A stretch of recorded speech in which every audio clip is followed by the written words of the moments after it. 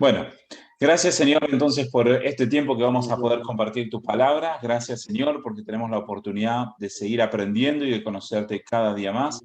Gracias Señor porque realmente tu Espíritu Santo nos transforma, nos enseña, nos capacita y porque tenemos la oportunidad de ser transformados conforme a la imagen de tu Hijo. Señor, quiero pedirte para que toque nuestros corazones, nos prepares para comprender, para crecer. Señor, bendice también a aquellos que no se han podido subir para que puedan seguir participando cada jueves con nosotros. En el nombre de Jesús, amén. Bueno, entonces, estábamos terminando con una serie que tenía que ver con respecto a la obra del Espíritu Santo, y esta es una serie que creo que fue muy importante para nosotros, porque hemos podido aprender muchas cosas que eran sumamente interesantes y que muchas veces mal enseñadas o mal aprendidas, y que, bueno, estuvimos tratando de aclarar varios de estos conceptos. Entonces, en principio yo había dado por terminada la serie la semana pasada, pero sé que hubo algunas dudas más, hubo algunas personas que me contactaron con algunas preguntas, entonces, debido a eso, entonces me gustaría poder compartir unos momentos más, digamos, poder compartir una clase más sobre este tema para resolver algunas dudas, compartir algunos pasajes que eran sumamente importantes y que, bueno, de todas maneras, que darles la oportunidad de que puedan preguntar si queda alguna otra duda más aparte de lo que nosotros hablamos. ¿Sí? Entonces, me gustaría que fuéramos a Juan capítulo 14. Vamos a compartir unos versículos y vamos a analizar qué es lo que dice y qué es lo que realmente quiere decir y muchas veces cómo es que se está interpretando este pasaje. Entonces vamos a ver el libro de Juan, capítulo 14, vamos a ver desde el verso 10 en adelante. Bueno, vamos a ver desde el verso 8. Juan capítulo 14. Sí. A ver, un momentito, vamos a poner en silencio. Ahí está. Juan, entonces, verso 8. Señor, dice, muéstranos al Padre y nos basta. Y le dijo Felipe, y Jesús le respondió, ¿tanto tiempo he estado con ustedes y todavía no me conoces, Felipe? El que me ha visto a mí, ha visto al Padre. ¿Cómo dices tú, muéstranos al Padre? ¿No crees que yo estoy en el Padre y el Padre en mí?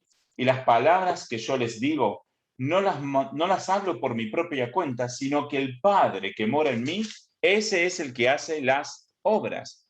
Créanme que yo estoy en el Padre y el Padre en mí, y si no, crean por las obras mismas. En verdad les digo, el que cree en mí, las obras que yo hago, él las hará también, y aún mayores que estas hará, porque yo voy al Padre, y todo lo que pidan en mi nombre, lo haré, para que el Padre sea glorificado en el Hijo, y si me piden algo en mi nombre, yo lo haré. Bien, entonces este es un pasaje que es bien interesante, pero creo yo que muchas veces un poco mal entendido, y vamos a tratar de explicarlo, ¿sí? Fíjense que comúnmente se utiliza este pasaje para decir de que aquel que cree en Jesucristo va a hacer obras aún mayores que las que hizo Jesucristo, es lo que dice en el verso 12. Fíjense, vamos a releer el verso 12. En verdad les digo, el que cree en mí, las obras que yo hago, él las hará también, y aún mayores que estas hará, porque yo voy al Padre. Entonces, mucha gente lo que trata de decir es que si somos creyentes, si creemos en Cristo, hay una promesa de Cristo para que nosotros hagamos milagros mayores que los que hizo Jesús. Esto es lo que muchos interpretan de este pasaje. Pero vamos a analizar un poquito esto, a ver si tiene sentido o no tiene sentido. Y creo yo de que esta interpretación no tiene sentido, es una interpretación incorrecta, y justamente vamos a tratar de explicar por qué. Vamos a tratar de ser, ¿cómo decir? Vamos a tratar de honrar al texto. Esto es bien importante. Es muy importante que como cristianos aprendamos a honrar la Biblia y que cuando leamos algo tenemos que creer lo que dice, ¿sí? Entonces, fíjense, dice, el que cree en mí, las obras que yo hago, él las hará también y aún mayores que estas. Si yo entiendo este versículo como que si estuviera diciendo que todos los cristianos van a hacer obras mayores que las de Jesús, entonces a la fuerza tengo que creer que una persona que no hace los milagros como los que hace Jesús, entonces no es cristiano. ¿Se entiende el punto? Si yo quiero honrar al texto y quiero realmente darle el valor que el texto tiene, si yo entiendo que aquí está refiriéndose a los milagros, entonces forzosamente los cristianos tienen que hacer mayores milagros que Jesús. ¿Se alcanza a entender el punto? Entonces, ahora vamos a tratar de pensar un poquito. ¿Qué milagros hizo Jesús? Por ejemplo, Jesús convirtió el agua en vino. Yo me pregunto, ¿qué cristiano en la actualidad haya convertido agua en vino? ¿Qué otras cosas que hizo Jesús? Conocía el corazón de personas. Por ejemplo, conocía el corazón de la samaritana en el pozo, conocía el corazón de Natanael, que lo había visto debajo de la higuera, ¿sí? Sanó enfermos, sanó al hijo de un oficial, sanó paralíticos, sanó ciegos, ¿sí? Alimentó a 5.000 personas en una oportunidad, y en otra oportunidad alimentó a más de 4.000 personas. Y de hecho, probablemente hayan sido más de 5.000 hombres, o sea, estamos hablando que eran también las mujeres y los hijos, ¿sí? Caminó sobre el agua. Aún resucitó a Lázaro, resucitó muertos. Entonces, si el pasaje aquí estuviera diciendo que todos los creyentes tienen que hacer obras mayores que las de Jesús, entonces quiere decir que si yo no he levantado muertos, que si yo no he caminado por el agua, si yo no transformé el agua en vino, entonces no soy cristiano. Porque aquí dice que el que cree en mí, él hará las mismas obras que Jesús y aún mayores. ¿Se entiende el punto? Entonces, si yo lo voy a interpretar así, aquel que no levantó muertos no es cristiano. Entonces eso nos tiene que llevar a pensar y a darnos cuenta de que esa interpretación de este pasaje bíblico está equivocada. No quiere decir de que el pasaje bíblico sea mentira, lo que quiere decir de que está mal interpretar el pasaje pensando que aquí está hablando de los milagros. Pero tenemos que leer bien el pasaje. El pasaje dice las obras de Jesús, no dice los milagros de Jesús. Entonces eso nos tiene que llevar a preguntarnos a qué se refiere el pasaje bíblico cuando dice las obras de Jesús. ¿A qué se refiere? ¿Sí? ¿Se refiere a los milagros o se refiere a otra cosa? Y eso vamos a tratar de entender un poquito más a qué se refiere cuando él dice que hace las obras de su Padre, ¿sí? Entonces vamos a leer de nuevo desde atrás, un poquito más atrás, para poder entender un poquito mejor el pasaje. Vamos a releer de nuevo verso 8. Dice, Señor, muéstranos al Padre y nos basta, le dijo Felipe. Entonces Jesús le dijo, ¿tanto tiempo he estado con ustedes y todavía no me conoces, Felipe?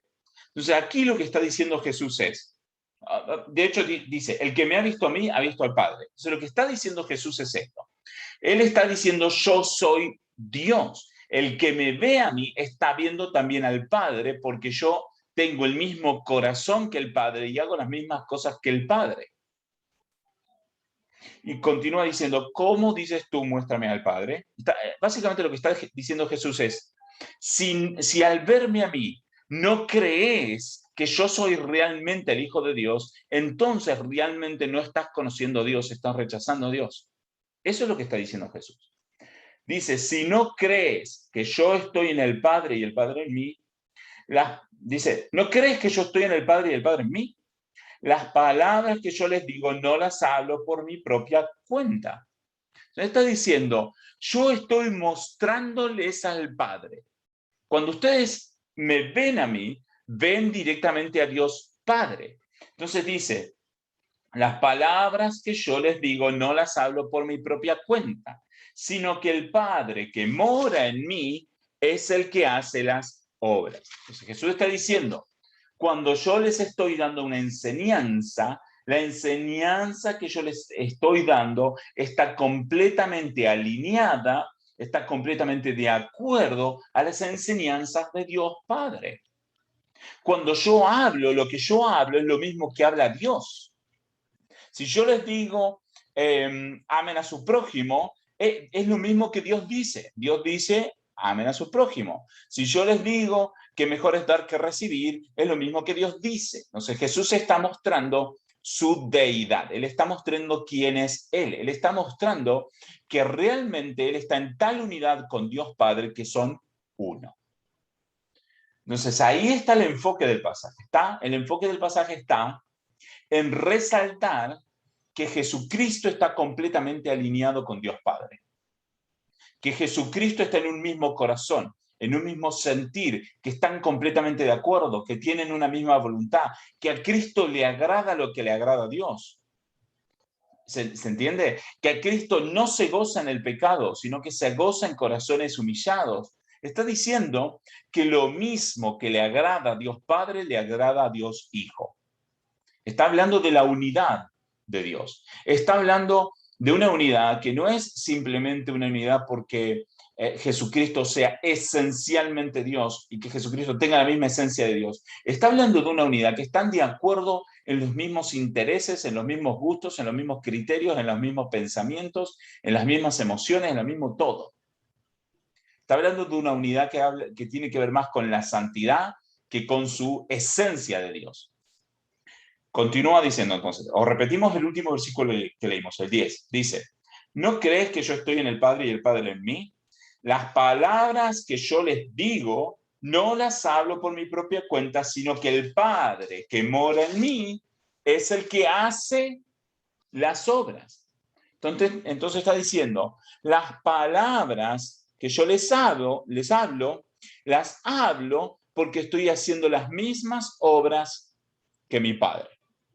Entonces eso nos tiene que ayudar a entender el pasaje. Nos tiene que ayudar a entender que Jesucristo está hablando mayormente y principalmente está hablando no de sus milagros, sino de su carácter, de su conducta santa, de su corazón unido a las cosas de Dios, de su corazón que busca la santidad, que es santo. Está hablando de que lo que él está haciendo está alineado con el corazón de Dios, está alineado no solamente en santidad, sino en servicio, en responsabilidad, en cuidado del prójimo, en amor al prójimo, está alineado en el corazón de Dios.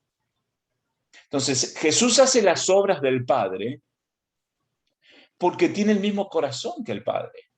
Entonces, cuando Cristo va y busca a la perdida, cuando Cristo levanta al necesitado y lo anima, y cuando Cristo recibe al que se humilla con fe, está haciendo las obras del Padre. Tiene que ver con un corazón. Cuando Jesucristo sana al ciego, el principal aspecto ahí no es el hecho de que Jesucristo tenga poder para sanar al ciego. Por supuesto, Jesucristo tiene poder para sanar al ciego, pero el aspecto principal es la compasión que Jesús tiene por el ciego. No es su capacidad de sanarlo, sino su compasión y su voluntad de sanarlo. Es su servicio a esa persona. Es su amor a esa persona. ¿Por qué? Porque es que su corazón, el corazón de Cristo, está alineado al corazón del Padre. Entonces dice, créanme que yo estoy en el Padre y el Padre en mí. Y si no, crean por las obras mismas. Básicamente lo que está diciendo es, si yo me comporto en santidad, si yo tengo el mismo corazón de Dios, si yo realmente estoy cuidando al necesitado, si realmente estoy conduciéndome en mi vida santamente, entonces crean que yo vengo del Padre porque estoy comportándome como el Padre se comportaría. Entonces el enfoque está aquí, no en los milagros, sino en el corazón. Entonces después dice, en verdad les digo, el que cree en mí, las obras que yo hago, él las hará también. O sea, aquí está el punto. El punto es que si yo creo en Cristo, entonces mi corazón va a estar alineado a las cosas de Cristo como Cristo está alineado al Padre. Entonces, si Cristo tiene un corazón compasivo, yo tengo un corazón compasivo. Si Cristo tiene un corazón de servicio, yo tengo un corazón de servicio. Si Cristo tiene un corazón de perdón del otro, yo tengo un corazón de perdón del otro. Si Cristo tiene un corazón de rechazar el pecado, entonces yo tengo un corazón de rechazar el pecado. Entonces está diciendo las obras que yo hago, esa persona las hará también. Entonces, esto no nos da a nosotros la capacidad de hacer milagros.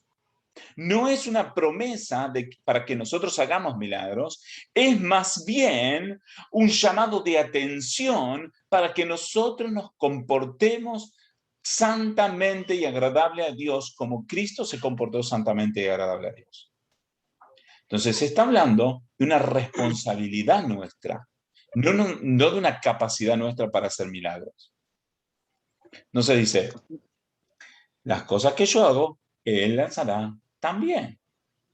Dice, y aún mayores que estas hará, porque yo voy al Padre. ¿Y aquí qué está diciendo? Aquí está diciendo, si algo cierto, está diciendo, como Cristo va al Padre, entonces luego va a venir el Espíritu Santo y la obra va a continuar en el cristiano. Eso es cierto. Y aquellos que dicen o que creen de que este pasaje se refiere a los milagros, también dicen esto, de que es porque como Cristo va al cielo, luego viene el Espíritu Santo y como viene el Espíritu Santo, eso capacita a la iglesia para que la iglesia haga la obra de Dios. Y estamos de acuerdo en eso. El punto Pastor, es este. Sí. disculpe. Sí, acá, Sí. o sea, lo que usted está diciendo, yo lo interpreto para mí, también lo que yo, en base a lo que estoy leyendo, que también está hablando de la fe nuestra, cuando que tenemos hacia Cristo, que Él habla a través de su Padre. Entonces, también nos dice que tenemos que tener fe en Él, y obviamente que Él está hablando por su Padre. Es lo que yo interpreto acá en el 14 en adelante, ¿no? A lo que él venía diciendo. Claro. Y también, por ahí donde Felipe también, como a veces nosotros la gente del mundo, los cristianos, si no vemos, no creemos. Entonces también él nos reseña, pero tenéis que creer si yo soy el Hijo de Dios y yo hablo a través de él y él habla a través mío. Es más o menos lo que estoy entendiendo de lo que usted está diciendo, no sé si estoy equivocado o no. Sí, estás en lo correcto. El problema es cómo uno entiende la fe. Algunos entienden la fe como la creencia de que Dios va a hacer milagros grandes. Pero aquí no se está presentando la fe de esa forma. Acá se presenta la fe como la convicción de que Cristo es verdadero y que por lo tanto nosotros nos tenemos que comportar como Cristo. Entonces, mi punto es este. Si yo tengo fe en Cristo, voy a luchar en contra del pecado. Si tengo fe en Cristo, voy a buscar agradar a Dios. Si tengo fe en Cristo, voy a buscar a servir al prójimo. Si tengo fe en Cristo, voy a buscar de perdonar al que me ofende. Pero aquí no está hablando que si tengo fe en Cristo, entonces Dios me va a dar la capacidad para hacer milagros. No está diciendo eso. Entonces, sí, yo estoy de acuerdo con lo que vos decís. Aquí está hablando de la fe, pero no lo está hablando en el sentido de que nosotros tengamos fe para hacer milagros, sino que está hablando de que tenemos fe para obedecer a Cristo y comportarnos como Él le agrada. Sí, sí, se entiende. Eso es lo que yo entendí, tal cual como usted lo dice, como yo lo entendí. Perfecto, perfecto, excelente. Pero sí, claro que se resalta el aspecto de la fe aquí, totalmente se resalta el aspecto de la fe. Es uno de los puntos principales. Yo estoy tratando de dar este pasaje para mostrar en qué sentido se habla de la fe. Pero perfecto, gracias por tu aporte. Gracias por tu aporte. Pero fíjense, también lo dice verso 11, verso 12. Créanme que yo estoy en el Padre y el Padre en mí. Y si no, crean por las obras mismas. Está diciendo, si yo me comporto en santidad, crean, vean cómo yo me comporto. Y ustedes compórtense igual. Si tienen fe en mí, compórtense de la misma forma en que yo me comporto. ¿Sí? En verdad les digo, el que cree en mí, las obras que yo hago, él las hará también. O sea, si yo creo en Cristo, entonces voy a buscar de servir a Cristo de la misma forma que Cristo sirvió al Padre y a los hombres también. ¿Sí? Bien, después sigue diciendo, y dice, vamos a ver lo que dice verso 13.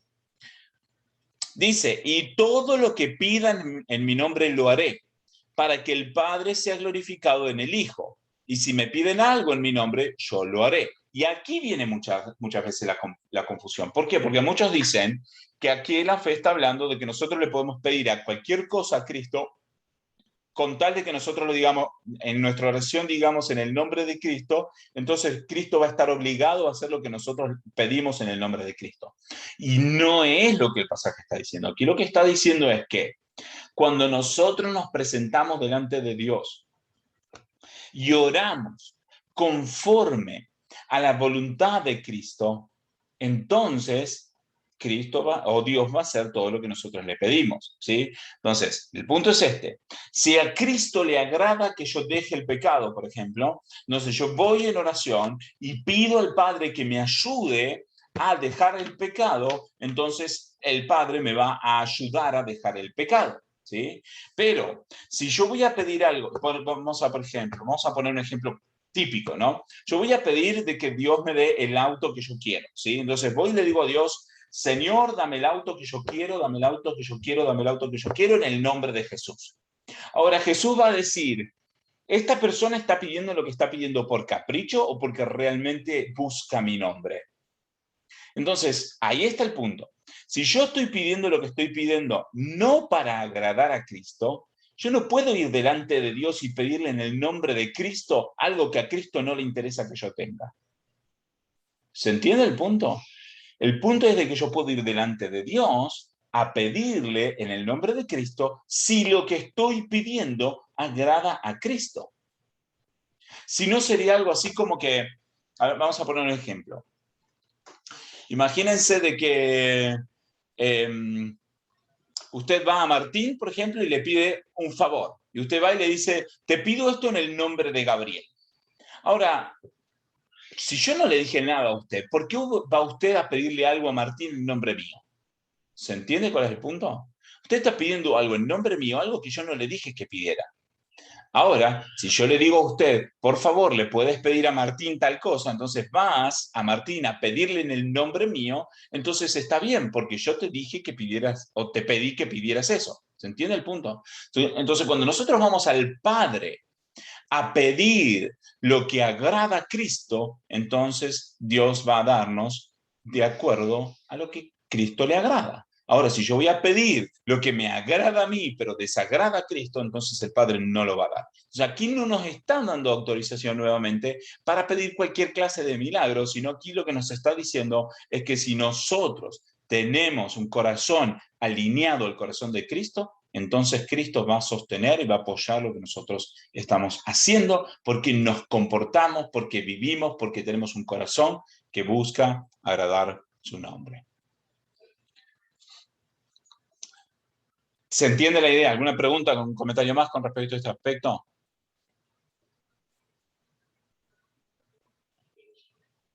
¿Sí? ¿Todo bien? ¿Una manito?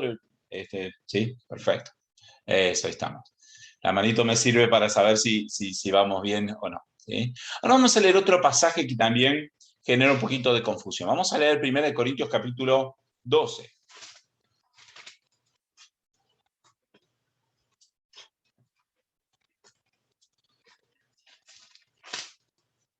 Primera de Corintios capítulo 12, verso... vamos a leer varios versos, pero vamos a leer del 4 en adelante primero. Dice, 1 Corintios 12, 4, dice así, ahora bien, hay diversidad de dones, pero el Espíritu es el mismo.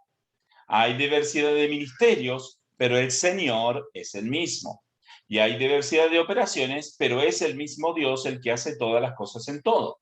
Pero a cada uno se le da la manifestación del Espíritu para el bien común. Dice, pues a uno le es dado palabra de sabiduría por el Espíritu, a otro palabra de conocimiento según el mismo Espíritu, a otro fe por el mismo Espíritu, a otro dones de sanidad por el único Espíritu, a otro poder de milagros, a otro de profecía, a otro discernimiento de espíritus, a otro diversas clases de lengua y a otro interpretación de lengua. Pero todas estas cosas las hace uno y el mismo Espíritu, distribuyendo individualmente a cada uno según su voluntad. Entonces, ¿qué pasa? Este pasaje es muy comúnmente usado para decir que los cristianos también tenemos capacidad para hacer milagros, pero hay varias confusiones con respecto a este pasaje. Primero y principal, de que muchos de los que enseñan a favor de los milagros no prestan atención al hecho que aquí dice, a uno les es dada tal cosa, a otro les es dada tal otra cosa, a otro les es dada tal otra cosa, y que el Espíritu distribuye según su voluntad. No prestan atención a eso. Entonces, muchos predicadores tratan de hacer pensar a la gente que si la gente no tiene la capacidad de hacer milagros, entonces no son cristianos. O son cristianos de segunda categoría, son cristianos medio fallados o algo por el estilo. Y muchas veces los cristianos se han sentido mal, se han sentido incómodos porque dicen, ¿cómo puede ser que el otro supuestamente hace milagros y yo no? Entonces genera esta sensación de que yo soy un cristiano que no valgo, que no sirvo. Y eso está mal. Aquí está hablando claramente de que el Espíritu Santo distribuye de acuerdo a su voluntad. Entonces no es algo que nosotros tengamos que andar tratando de pedir o tratando de buscar o tratando de convencer a alguien para poder tener un don que antes no tendría. Aquí está diciendo que el Espíritu Santo distribuye los dones según su propia voluntad. Entonces esto es bien importante. No todos tienen este don, no todos tienen aquel don, no todos tienen aquel otro don. No todos pueden ser pastores, no todos pueden ser maestros, no todos van a ser evangelistas, no todos van a tener don para atender a la gente, don de servicio, don de esto, don de otro. Cada uno tiene diferentes dones. Y esto está bien que sea así. Está bien que sea así. ¿Por qué? Por lo que dice verso 12. Porque así como el cuerpo es uno y tiene muchos miembros, pero a todos los miembros del cuerpo, cada uno, aunque son muchos, constituyen un solo cuerpo, así también es Cristo. O sea, somos un cuerpo. No todos podemos ser cabeza, no todos podemos ser ojos, no todos podemos ser boca, no todos podemos ser manos, no todos podemos ser pie. Algunos será cabeza, otros será mano, otros será pie. Pero cada uno lleva dignidad porque es parte del cuerpo. No es que uno sea más importante que otro, simplemente de que el Espíritu Santo distribuye los dones a su placer, a su gusto, de acuerdo a su voluntad, de acuerdo a lo que el Espíritu Santo considere mejor. Ahora hay otro punto importante que tiene que ver con cómo está expresado. Fíjense, vamos a leer verso 8 de nuevo. Dice, pues a uno le es dada palabra de sabiduría, a otro de conocimiento y así.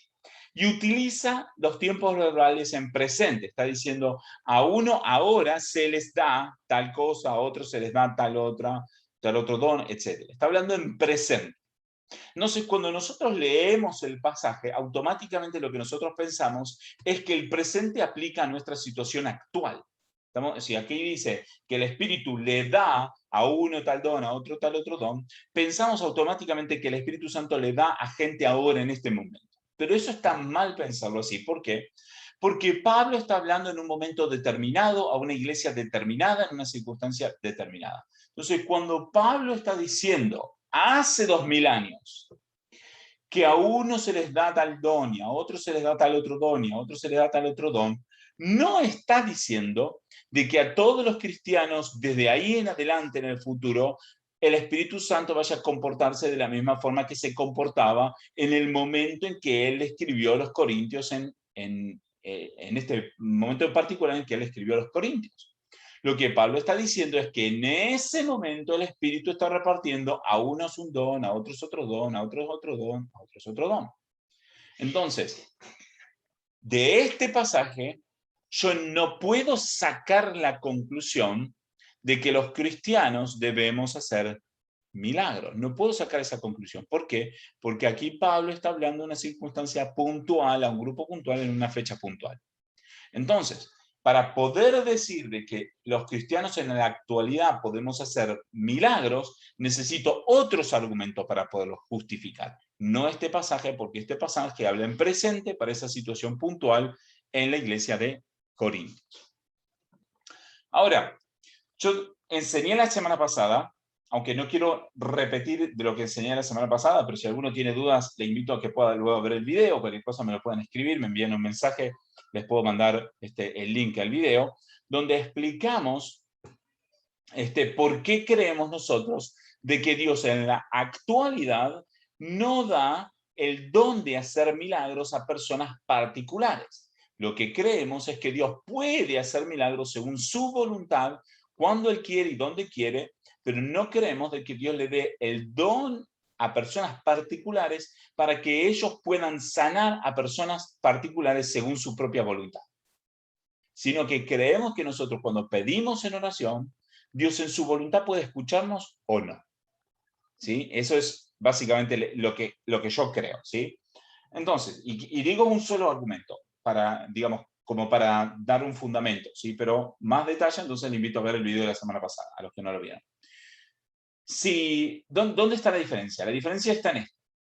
Cuando Pablo o cuando Pedro, en los hechos de los apóstoles, en este tiempo, ellos tenían capacidad para ir por la calle e ir sanando a quienes ellos les parecía. Por ejemplo, cuando Pedro entra al templo, ve el paralítico y le dice, no tengo plata ni oro, lo que tengo te doy, levántate. Pedro no oró al Señor. No es que Pedro le dijo, Señor, si es tu voluntad, entonces sana a este enfermo. No, Pedro fue y le dijo, lo que tengo te doy, levántate y anda. Y el enfermo se levantó, el paralítico se levantó y caminó. Entonces, lo que creemos es que los apóstoles en aquel tiempo tenían autoridad delegada por Dios para sanar a las personas conforme a su propia decisión.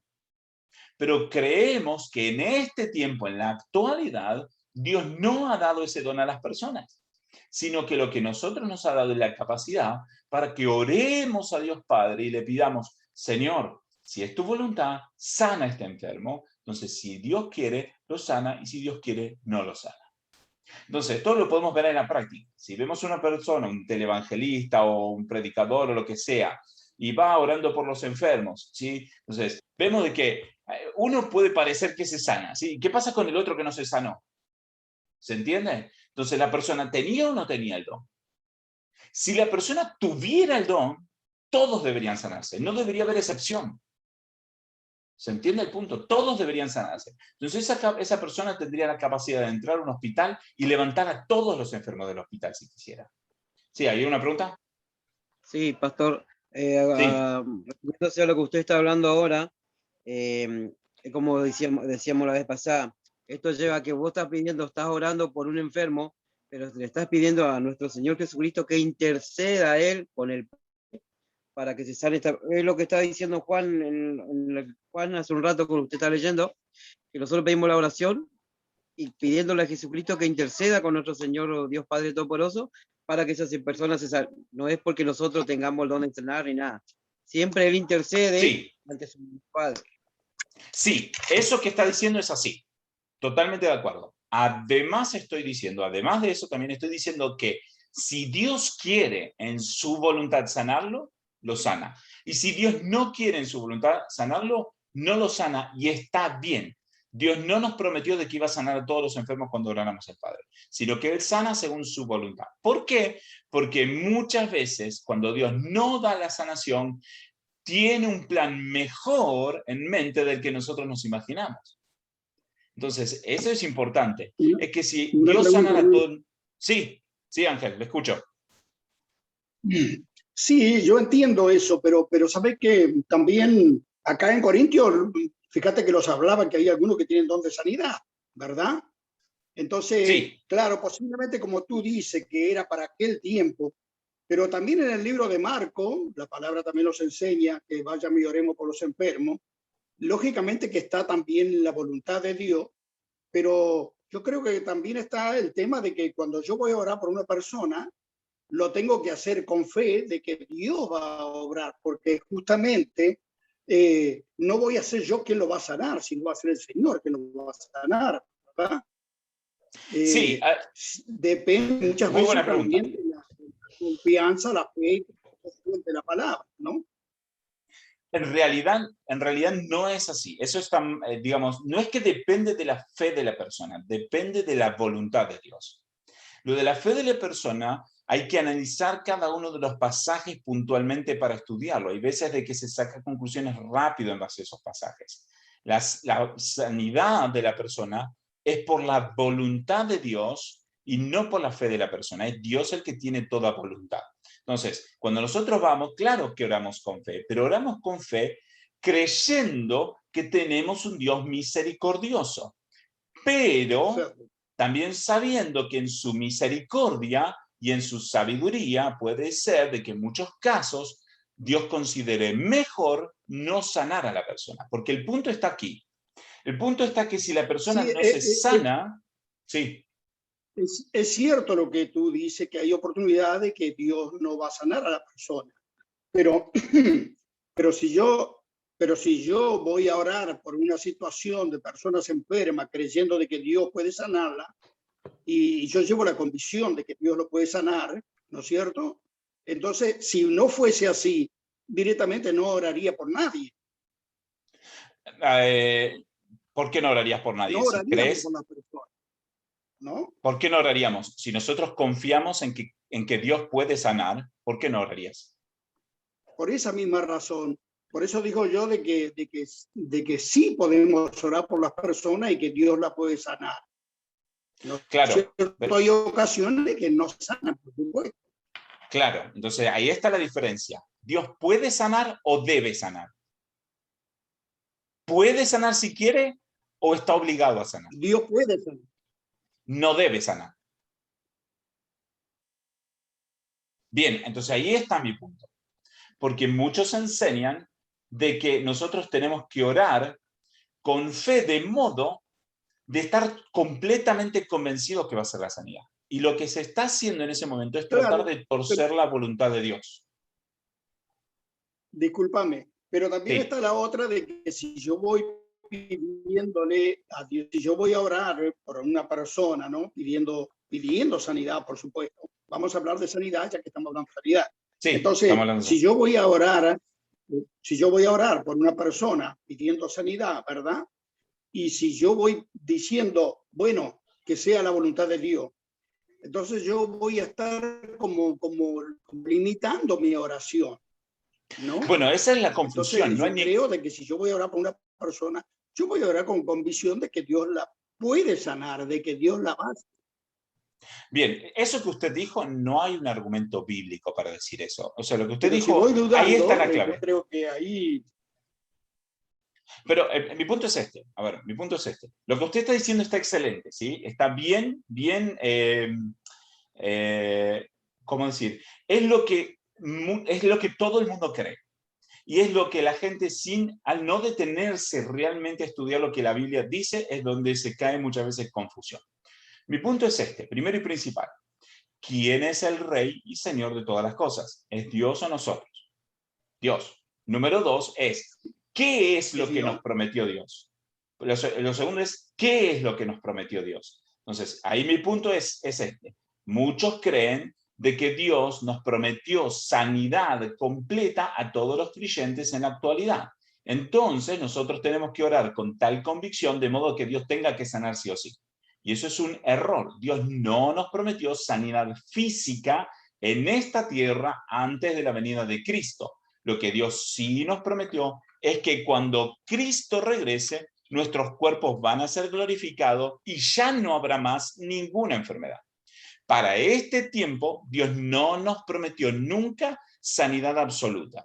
Entonces, cuando nosotros oramos con fe en que tenemos un Dios misericordioso que hace las cosas según su voluntad, según su sabiduría, y que si a Dios le place sanar, sana, y si a Dios no le place sanar, no sana. Entonces, cuando nosotros oramos con fe en su misericordia, pero no oramos tratando, o no debemos orar tratando de torcer la voluntad de Dios. Porque ahí está la confusión. A veces pensamos que si yo oro diciendo, Señor, si es tu voluntad, eso es falta de fe. Y eso no es así. Orar diciendo, Señor, si es tu voluntad, es respeto al Rey. Y es importantísimo. Nosotros oramos siempre con respeto al Rey y creemos que Dios va a cumplir lo que prometió, pero si Dios no prometió sanidad absoluta de todos los cristianos, entonces no se la podemos exigir. Le podemos exigir a Dios que cumpla solo lo exactamente que Él ha prometido. ¿Se entiende? Entonces, mi punto es este, lo que decíamos recién del pasaje de Juan, que si oramos en el nombre de Jesús, entonces Cristo que Dios va a cumplir lo que pedimos. Pero ¿qué significa orar en el nombre de Jesús? Y eso es lo que yo traté de explicar antes.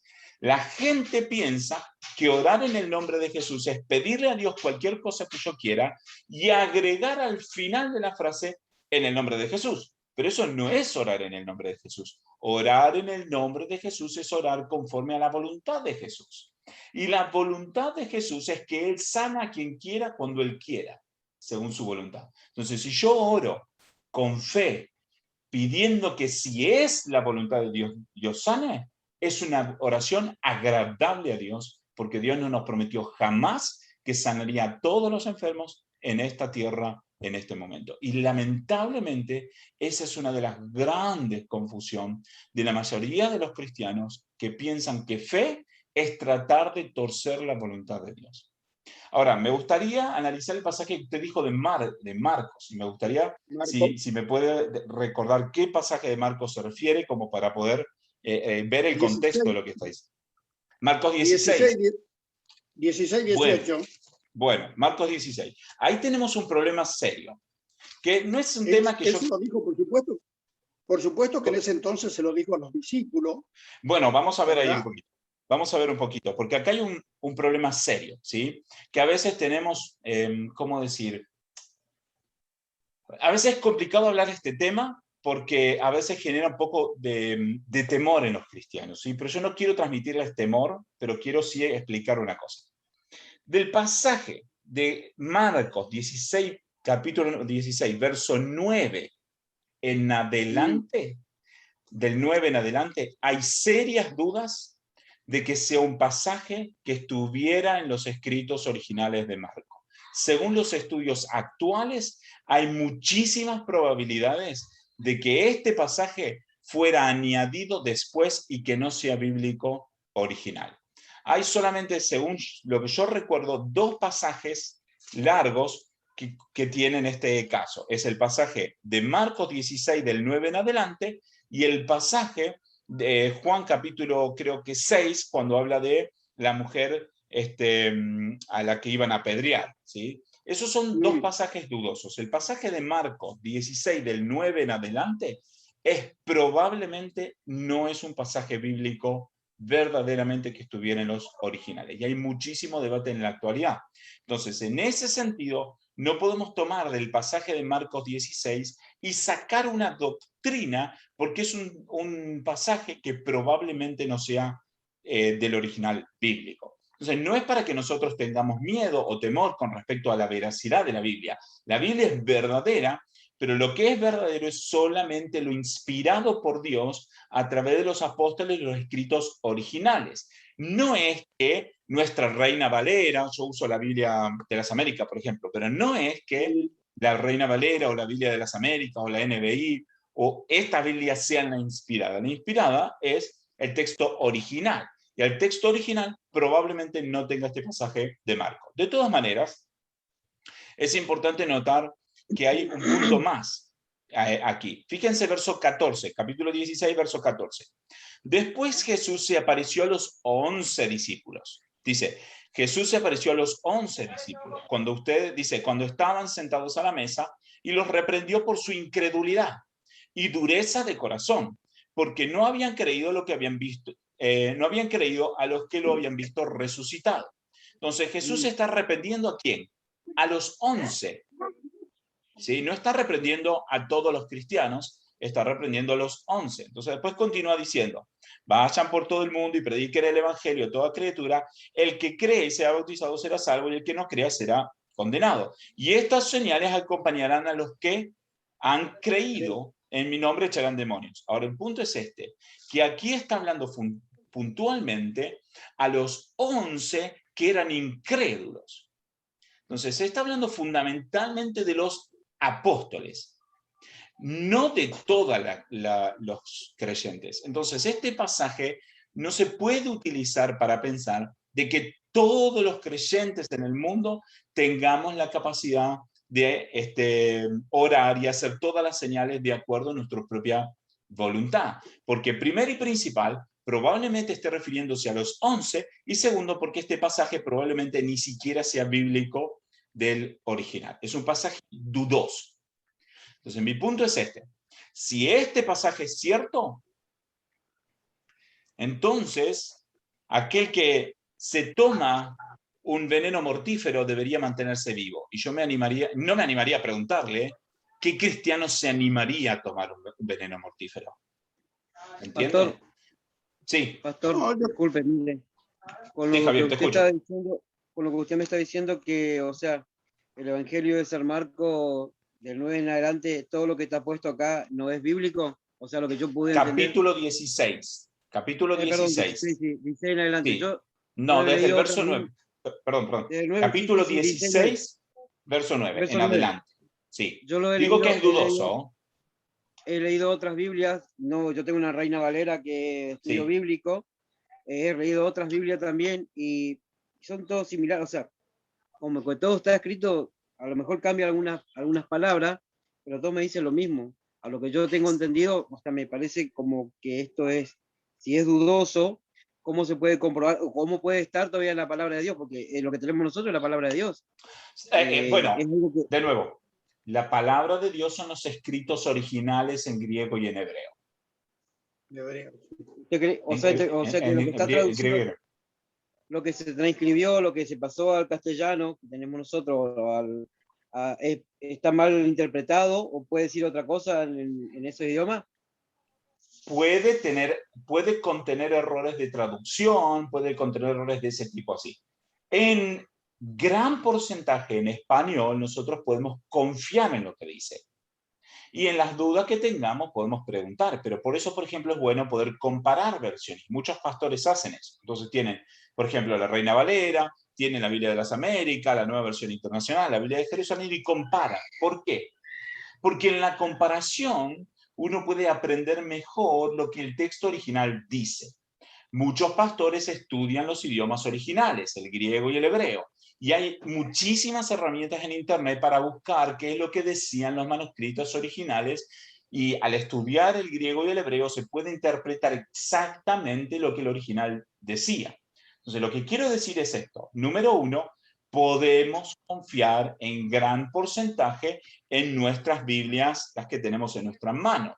Pero lo inspirado no es la traducción, sino los originales. Ahora, con respecto a Marcos capítulo 16, de 9 en adelante, hay muchas Biblias en la actualidad que no lo están agregando y algunas tienen aclaraciones. Por ejemplo, mi Biblia tiene la aclaración.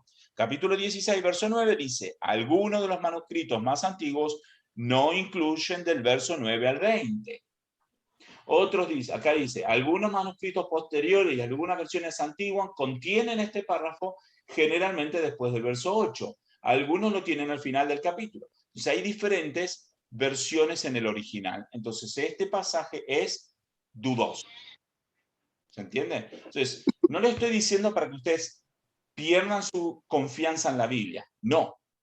Dios sabe lo que hace.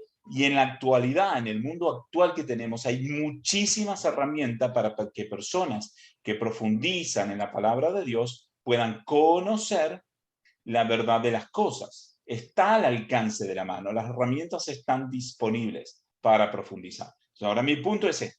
Del verso 9 en adelante, no podemos obtener una doctrina que no esté claramente enseñada en otro lado, porque podemos estar en confusión. Y uno de los puntos es este: no podemos usar estos pasajes para pensar de que todos los cristianos podemos hacer milagros, porque si yo me voy a basar en esto, entonces todos los cristianos tendríamos que estar bebiendo veneno mortífero y no hacernos daño. Y yo estoy seguro de que la mayoría de los cristianos no se animarían a beberlo, y si lo bebieran terminarían en el hospital mínimo. ¿Se entiende lo que les digo? Entonces, este pasaje, al menos... Pero yo creo que esa palabra, pastor, yo creo que esa palabra está hablando justamente cuando nos encontramos en situaciones extremas. Yo recuerdo una oportunidad haber leído un testimonio de un misionero en Rusia cuando fue torturado y justamente lo obligaron a tomar veneno, y ese veneno no lo mató y era un veneno mortífero. Está bien, está perfecto. Porque ahí también podíamos ver la voluntad de Dios, ¿no es cierto? Entonces nosotros, ese pasaje, yo creo que más allá si es original o no es original, yo creo que también tiene que ver mucho la fe, por supuesto. Si tampoco quiero decir yo de que todos vamos a sanar personas, pero siempre y cuando que sea el propósito y la voluntad de Dios, como Jesús habló ahí cuando usted agarró y habló de Felipe, que él también cuando le dijo que ellos no lo entendían, por supuesto, cuando él estaba diciéndole que se iba a ir y ellos le preguntaban, ¿y el camino? No. Entonces y él le dijeron, ¿y quién es el Padre? ¿No es cierto? Y él hablándole que realmente era el Padre, ¿no es cierto? Bueno, Claro. son cosas Sí, medias similares, ¿no? Lo que, por sí, supuesto, sí es, mira, yo hoy día, yo tengo varias Biblias, y si es original, no es original, pero tampoco puedo agarrar y no hablar de esa palabra que no es original, porque ahí sí que yo voy a estar sembrando una duda a personas que vienen años y años y siglos creyendo. bueno, ok, dijo varias cosas y me gustaría responder de a una, ¿sí? Porque dijo varias cosas. Bueno, primero y principal usted dijo, bueno, conoce, por ejemplo, el caso de un misionero que tomó veneno y no se murió. Gloria a Dios por eso. Yo no digo que Dios no puede hacer eso. Sí, Dios puede Son hacer eso. casos Mi extremos. punto es, mi punto es este. ¿No hay otros misioneros que murieron siendo perseguidos? Sí, por Sí hay. supuesto que sí. Entonces mi punto es este. No podemos tomar este pasaje como una promesa que todos los que estemos en situaciones extremas, cuando pasemos persecución, que Dios nos va a rescatar de la persecución, porque ese es el punto. Los que leen este pasaje y lo tratan de entender y de tomarlo literal, van a fallar en este aspecto, van a pensar que Dios está obligado a sanar a todos, a libertar a todos los cristianos que estén en persecución. Y eso no es lo que dice el pasaje. De hecho, lo que quiero resaltar es esta idea de que Dios sana y Dios protege según su voluntad. Porque si un misionero le hacen tomar veneno mortífero y se muere, la entrega de ese misionero para el Señor es agradable a Dios.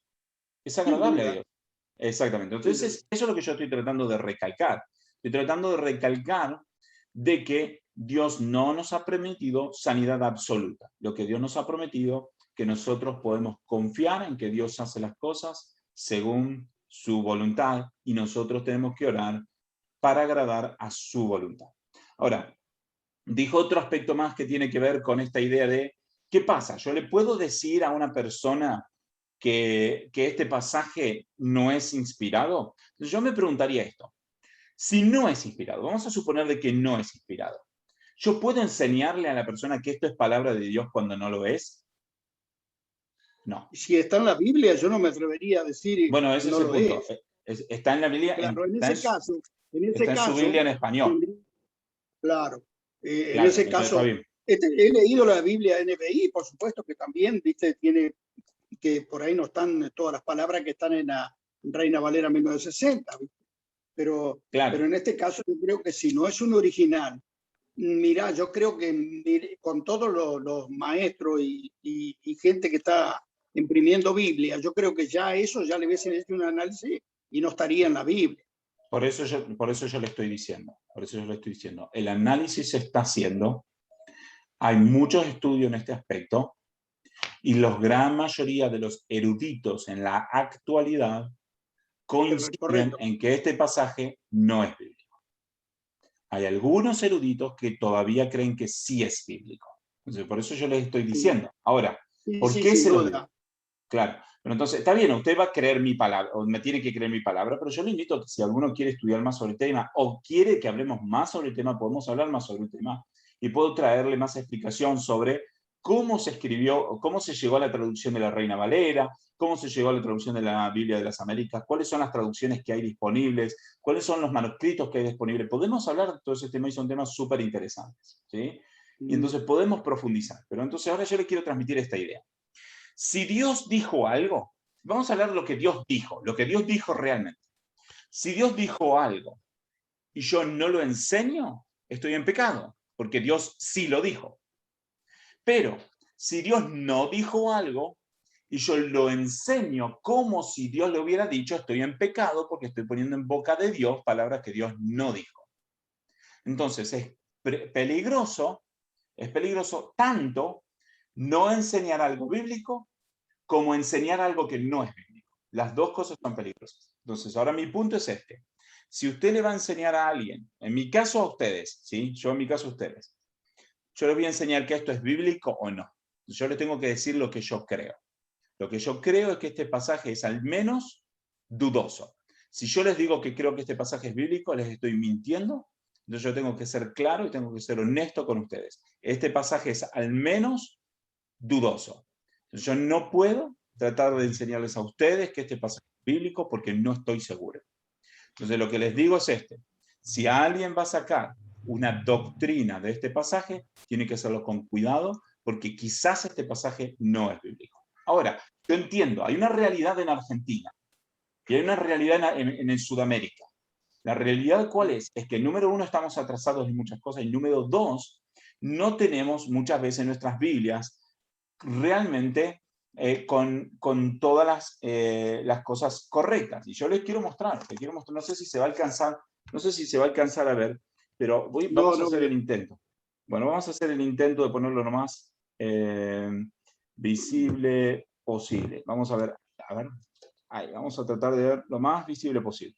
Ahí dice, donde dice 16:9, algunos de los manuscritos MSS, son manuscritos más antiguos, no incluyen los versos del 9 al 20. Entonces lo que yo les estoy tratando de decir, que las Biblias actualmente, algunas están poniendo la aclaración porque los eruditos están determinando que este pasaje puede no ser bíblico realmente. Entonces, sí, por supuesto, no le vamos a andar diciéndole a todo el mundo para que dejen de leer este pasaje automáticamente, generando dudas y temor. Por eso yo quería hacerles esa aclaración. Yo no hubiera tocado este pasaje si no se hubiera mencionado. Yo no estoy queriendo generarles dudas en la Biblia. De ninguna forma. Si los que me conocen saben que si algo que yo estoy completamente convencido es de la veracidad, de la inerrancia, o sea, que no tiene errores, de la autoridad, del poder de la palabra de Dios. Estoy completamente convencido y doy mi vida por eso. ¿Sí? Lo que sí les estoy tratando de decir es esto, que creo en la autoridad, en la inerrancia, en la suficiencia de los escritos dados, inspirados por Dios a los apóstoles en los manuscritos originales.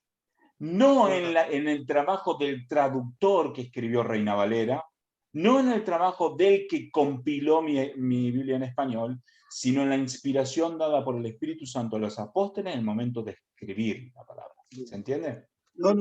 Yo tampoco quiero que los demás se confundan, por supuesto, al preguntar todo esto, porque realmente lo que tenemos que tener en cuenta, yo, por ejemplo, he tenido la experiencia de que mucha gente se ha sanado a través de la oración de tantos pastores y hermanos, ¿verdad? Y misioneros y etcétera, ¿verdad? Entonces es como ponerlo en duda ahora, ¿te das cuenta? Entonces yo no puedo tampoco, yo tengo que seguir declarando la palabra porque creo de que Dios es un Dios sanador, ¿viste? Más allá, como tú dices, si es la voluntad o no es la voluntad, pero yo siempre Claro, sí, lo entiendo perfectamente. Ahora, entiéndame algo, yo estoy totalmente de acuerdo con usted que Dios puede hacer milagros y sanar cuando Él quiera, estoy completamente de acuerdo. También estoy completamente de acuerdo en que nosotros tenemos que declarar la palabra, estoy completamente de acuerdo con usted. Claro. También entiendo que lo que yo estoy diciendo puede ser difícil de entender y de aceptar. Yo lo entiendo, hermano, le puedo asegurar que lo entiendo porque fue difícil de aceptar para mí. Fue muy difícil y tuve que profundizar. Claro. Pero también le quiero aclarar esto. Cuando nosotros decimos tenemos que declarar la palabra, el punto es que tenemos que declarar la palabra cuando la entendemos correctamente. Porque el punto es que mucha gente declara la palabra entendiéndola mal. Entonces, esa declaración de una palabra mal entendida es un error y es un pecado para Dios. Entonces, si yo digo, Dios, dame un auto, te lo pido en el nombre de Jesús, y yo declaro la palabra, estoy declarando una mentira, no estoy declarando la palabra de Dios, porque Dios no me está diciendo que Dios me va a dar un auto cuando yo se lo pida en el nombre de Jesús. Lo que Dios me está diciendo que Dios me va a dar cuando yo pido conforme a la voluntad de Cristo. ¿Se entiende? Entonces, claro, declaramos la palabra, pero cuando declaramos la palabra bien entendida. Pasaje que dice que, claro, sí, sin duda que hay un montón de pasajes que los enseñan a pedir a Dios, creyendo, claro que sí. ¿no es cierto? Sí. Dios puede darte, por supuesto. Ahora yo no voy a pedir, suponiendo de que yo agarre y tenga una necesidad del auto, y que Dios sabe que mis necesidades. Exactamente. Yo creo que Dios te lo va a dar. ¿no es cierto? Claro, porque Dios sabe lo que nosotros necesitamos y más si lo que nosotros estamos pidiendo lo estamos pidiendo para la gloria de Dios. Claro que sí, pero ahí cambia nuestro Exactamente. corazón para pedir. Sí, ahí Martín tenía una duda, quería estar levantando la mano. Martín, te escuchamos. Sí, no, de verdad que estoy gozoso con esto, porque en estos estudios, en estas charlas tipo debate, interactuando, que nos podemos sacar dudas, que no estamos acá para hacer así, sino que cada uno tratar de aprender y que no seamos fariseos, ¿no? Que cada uno tengamos nuestras razones, sino que podamos adentrarnos cada vez más en la palabra, y que también me han pasado dos cosas importantísimas. Yo me acuerdo hace unos 7, 8 años, con un evangelio que tenía yo, con un entusiasmo, fui a un hospital y era una mujer muy flaquita, tenía un cáncer terminal y ya estaba consumida. Y yo con esas ganas, no sé si era fe, no sé qué fue, reprendí: Señor, echa todo espíritu de muerte. Y me decía la hermana, creo que era la hermana o la hija, yo no me acuerdo ya. No, dice, pero no, usted tenga fe, que y después fui a los 2 o 3 días y bueno, había muerto. Y murió Claro, la claro, exactamente. Porque, digamos, bueno, por y eso, también me acuerdo lo de Julio Melgar. Y también me acuerdo de muchos milagros que yo creo que Dios hizo en mi familia y en otras personas, orando con la iglesia, orando con los hermanos, orando: Señor, te pedimos en el nombre de Jesús que interceda. También sé de muchos milagros y también sé de muchos sanadores, de muchos predicadores de la prosperidad y de muchos que, bueno, también sabemos de eso. Eso era lo que yo quería acotar, ¿no? sí, tal cual. Por eso yo estoy enseñando esto. Porque muchos de los que enseñan a favor de esto de hacer milagro y todo lo demás, lo que están enseñando no es solamente que Dios puede hacer milagro. Lo que están enseñando es de que ellos pueden sanar cuando ellos quieren y que entonces tenemos que ofrendarle, tenemos que diezmarle, y si no le diezmamos no nos da el milagro, y si le diezmamos nos da el milagro. Entonces, como No, pensando que la decisión de hacer milagros está en la persona y no en Dios, porque a eso es lo que se enseña. Si usted presta atención a muchos de los que enseñan a favor de los milagros, lo que están diciendo es: hasta que no me traigas tu ofrenda, hasta que no me traigas tu diezmo, el milagro no te va a llegar. Entonces, lo que hicieron es robarle el lugar de Dios. ¿Me entiende lo que no, le digo? no, claro, sí, no, eso es totalmente Claro, equivocado. exactamente. Yo por eso estoy enseñando todo esto y mostrar que si nosotros, claro que oramos confiando en Dios, pero oramos, digamos, sabiendo que Él hace las cosas en su voluntad. Y aparte, lo que dice Martín es importante, porque mucha gente se le prometió que iba a recibir un milagro y no lo recibió. Entonces, ¿qué hacemos con esa persona? Básicamente lo que le estamos diciendo a esa persona es una de dos cosas. Le estamos diciendo o que la persona no tiene fe y por lo tanto no sirve, o le estamos diciendo que Dios en realidad no tuvo suficiente poder. Intentó Dios, se esforzó y no pudo. Pero nosotros sabemos que Dios puede siempre cuando quiera. Entonces, ¿por qué la persona no se sana? Y nosotros no podemos echarle la culpa a la persona que no tuvo fe. Pues yo lo he visto con mis propios ojos. Uno que decía ser sanador, entonces oró, la persona no se sanó, entonces dijo: usted, es su culpa porque usted no tiene fe. Eso no puede ser así. Eso no es así. Si la persona se sana o no se sana, es por propia voluntad de Dios. Y hay más de un caso en la Biblia que se sanaron sin tener fe. Entonces, ahí donde, ¿cómo es el tema? Hubo casos en que Jesús sanó sin que la persona tuviera fe. Pero aparte, otro versículo, vamos a leer un solo versículo que leímos la semana pasada. Fíjense, 2 de Timoteo, capítulo 4, verso 20. 2 de Timoteo 4, 20. Fíjense lo que dice. Pablo dice, Erasto se quedó en Corinto. Pablo dice, pero a Trófimo lo dejé enfermo en Mileto. Entonces Pablo, que tenía poder para hacer milagros, lo dejó enfermo en Mileto. ¿Por qué lo dejó enfermo en Mileto? Ahí está el punto. no es que ¿por qué lo dejó a Trófimo enfermo en Mileto? Lo dejó a Trófimo enfermo en Mileto porque Dios no estaba haciendo ese milagro. Y tenemos que creer eso, y que Dios sigue siendo bueno, y que Dios hace su voluntad, y que Dios sana cuando quiere y a quien quiere. Si Dios diera a todos los cristianos la capacidad de sanar a enfermos a nuestro placer, entonces Pablo no hubiera podido dejarlo a Trófimo enfermo, lo hubiera tenido que sanar antes. ¿Se entiende la idea? Entonces no, creemos que Dios sana en su propia voluntad, cuando Él quiere, porque Él quiere, de la forma que Él quiere, si Él quiere. Y si no quiere, no. Nosotros de todas maneras oramos con fe, pero con fe en que creemos que si es la voluntad de Dios, Dios lo va a hacer, y si no es la voluntad de Dios, le damos gracias a Dios porque no hizo el milagro, porque eso es más sabio que lo que nosotros nos podemos imaginar. Y hay una diferencia ahí que es importante. Y no vamos a ponerle la culpa en la persona. Ah, no te sanaste porque no tuviste fe. No, no. Vamos a seguir orando y vamos a seguir alentando a la persona. Pero si algo que nosotros queremos no es que la persona tenga fe en que Dios puede sanar milagros. Lo que nosotros queremos es que la persona tenga fe en Cristo, de que Cristo le puede perdonar sus pecados. Eso es lo principal. Eso es lo más importante. Ese tiene que estar ahí en nuestro corazón.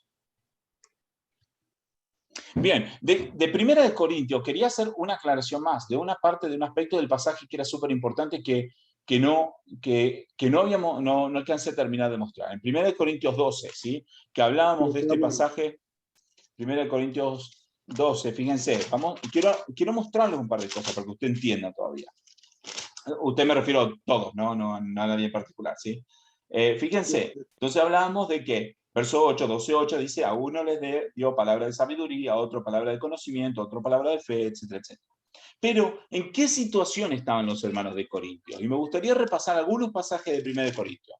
1 Corintios capítulo 3. Fíjense lo que dice verso 1. Dice, así que yo, hermanos, no puedo hablarles como espirituales, sino como a carnales, como a niños en Cristo. Les di a beber leche, no alimento sólido, porque todavía no podían recibirlo. Y en verdad, ni ahora pueden. Pablo le está escribiendo a los corintios y él les dice a los corintios que ellos no son espirituales, sino que son carnales. Son niños en Cristo, no niños en la malicia, sino niños en la inmadurez, ¿sí? Son niños en Cristo, ¿sí? No pueden beber alimento sólido, tienen que beber leche porque no entienden las cosas básicas. Otro pasaje, capítulo 5, verso 1. Dice, en efecto, dice, se oye que entre ustedes hay inmoralidad y hay una inmoralidad tal como no existe ni siquiera entre los gentiles al extremo de que alguien tiene la mujer de su padre. Entonces le está diciendo, ustedes corintios son carnales y además aceptan la inmoralidad sexual, aceptan el pecado libremente, no tienen ningún problema con aceptar el pecado. Capítulo 6, verso 1. ¿Se atreve alguno de ustedes cuando tiene algo contra su prójimo, ir en juicio ante los incrédulos y no ante los santos? ¿O no saben que los santos han de juzgar al mundo? Entonces les dice, son carnales, son inmaduros, aceptan la inmoralidad, se hacen juicio entre ustedes, van delante de los pecadores, de los incrédulos para hacerse juicio entre ustedes porque se pelean tanto que no se pueden mantener en paz juntos. Capítulo 11, verso 2, dice, capítulo 11, verso 16, dice, pero si alguno parece ser contencioso, nosotros no tenemos tal costumbre ni la tienen las iglesias de Dios. Les están diciendo contenciosos, peleadores, le están diciendo que no se parecen al resto de las iglesias de los peleadores que son. Capítulo 12, verso 1. En cuanto a los dones espirituales, perdón, me falta un pedazo más. Capítulo 11, verso 17. Dice así, pero al darles estas instrucciones no los alabo, porque no se congregan para lo bueno, sino para lo malo. Pues en primer lugar, oigo que cuando se reúnen como iglesia hay divisiones entre ustedes y en parte lo creo. Lo que está diciendo es, se juntan a comer la cena del Señor, los ricos comen primero y se sacian, luego vienen los pobres no tienen para comer, y entonces tienen que comer lo que sobra y tienen hambre, y vienen tarde porque vienen de trabajar, los ricos vienen pronto porque no trabajan. pero los pobres vienen tarde y no tienen para comer. Y entonces hay divisiones, los ricos comen primero, los pobres comen después. ¿Cómo? No los alabo por esto. O sea, Pablo está diciendo una y otra vez a los corintios, les está diciendo, ustedes son una iglesia que se cree espiritual, pero no lo es. Es una iglesia pecadora, que lo que tienen que hacer es arrepentirse. Capítulo 12, verso 1, dice, en cuanto a los dones espirituales, no quiero, hermanos, que sean ignorantes. Le está diciendo, son ignorantes y no quiero que sean ignorantes. Entonces, luego, cuando entonces empieza a hablar y a decirle, algunos tienen unos dones, otros dones, no está tratando de que ellos exalten los dones, sino que está tratando de que se den cuenta de que lo único que hay entre ellos son divisiones y no se dan cuenta que todos no van a tener dones. El enfoque es otro diferente. Muchos usan este pasaje para decir, oh, Dios entonces a uno les da capacidad de hacer milagros. Y lo que Pablo acá está diciendo no es eso. Acá lo que Pablo está diciendo es, ustedes se creen que son espirituales y no son espirituales. Todos están queriendo sanar, todos están queriendo hacer esto, todos están queriendo hacer lo otro, pero la cuestión es que aceptan la inmoralidad, que se pelean entre ustedes, se hacen juicio, hay discriminación, separan al pobre, aceptan la inmoralidad.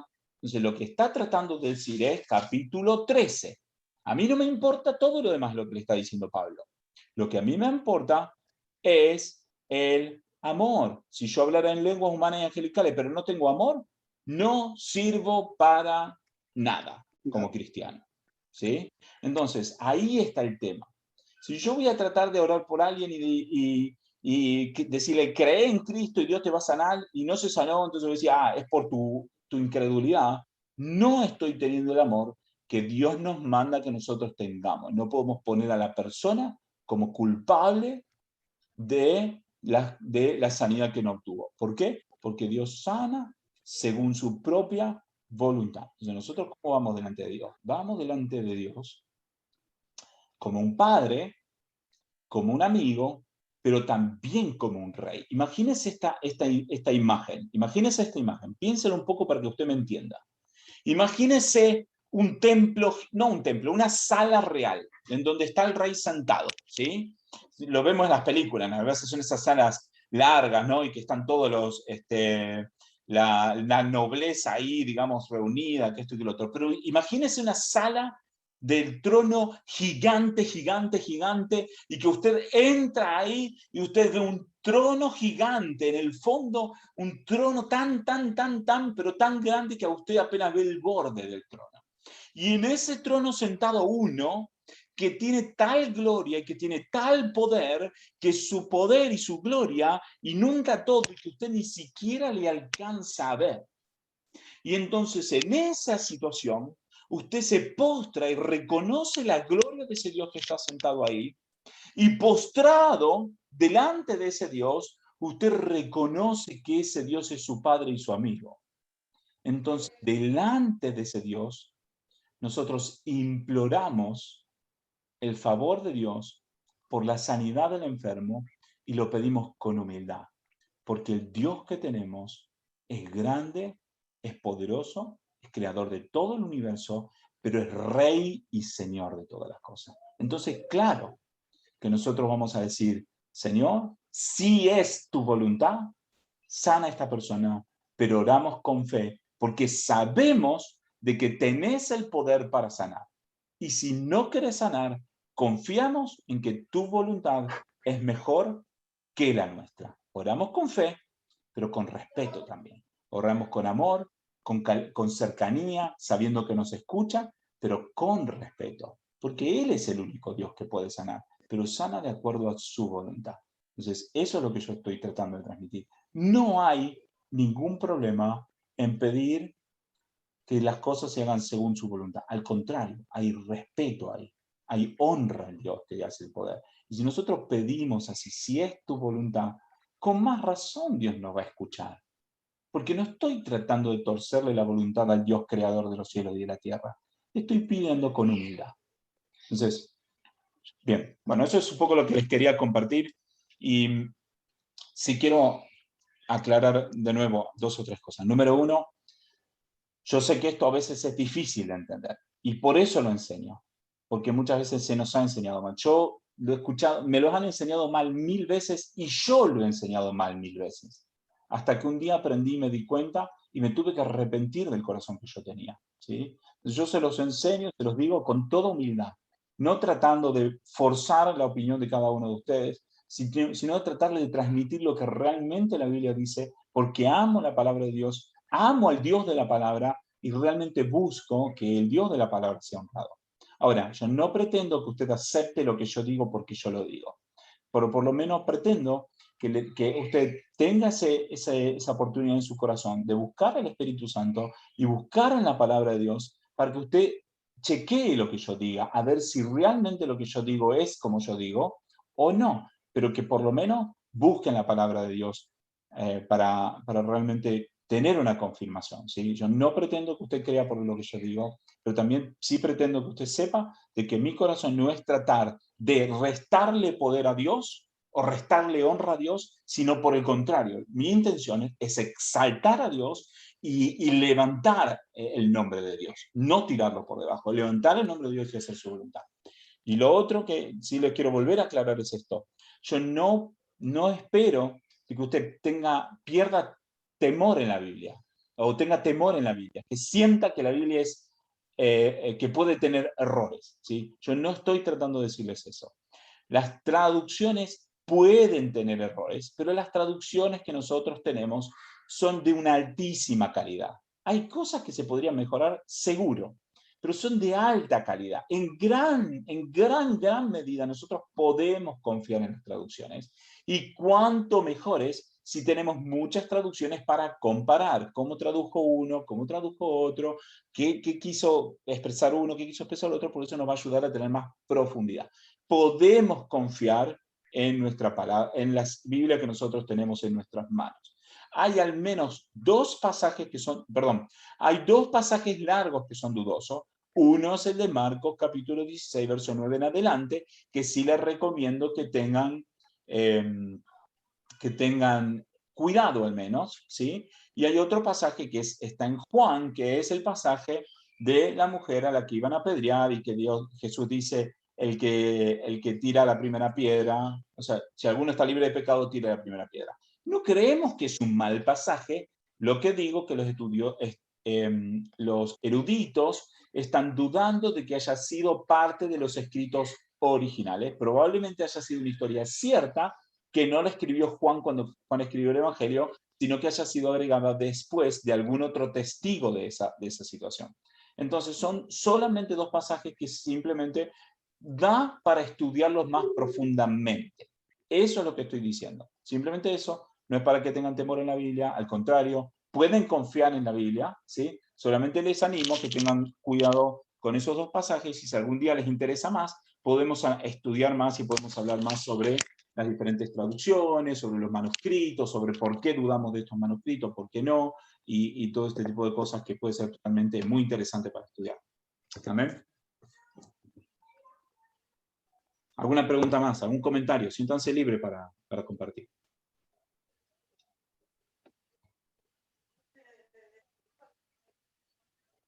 Bueno, si no, de todas maneras, mi teléfono está disponible.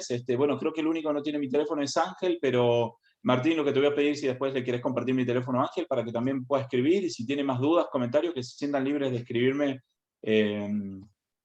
a mi teléfono o mandarme un audio o lo que sea y podemos seguir conversando si hay alguna duda respecto a alguno de estos temas. Amén. Ok. Buenísimo. Oramos al Señor entonces, ¿te parece? Así ya podemos despedirnos que algunos ya quizás tienen otras cosas para hacer. Bueno, oramos al Señor. Gracias, Señor, por este tiempo que hemos podido compartir de tu palabra. Gracias, Señor, por todos estos pasajes que hemos hablado. Gracias, Señor, aún porque hay preguntas, porque hay dudas al respecto de estos temas, Señor. No te pido que quede la duda, sino te pido que vayas respondiendo a cada uno de nuestros corazones y que todo esto sirva para que podamos crecer cada día más en tu palabra, para que podamos crecer en el conocimiento de ti, podamos crecer, Señor, en realmente vivir las vidas que agradan a tu nombre, Señor, que podamos honrarte, que podamos glorificarte, que podamos hacer todo conforme a tu voluntad.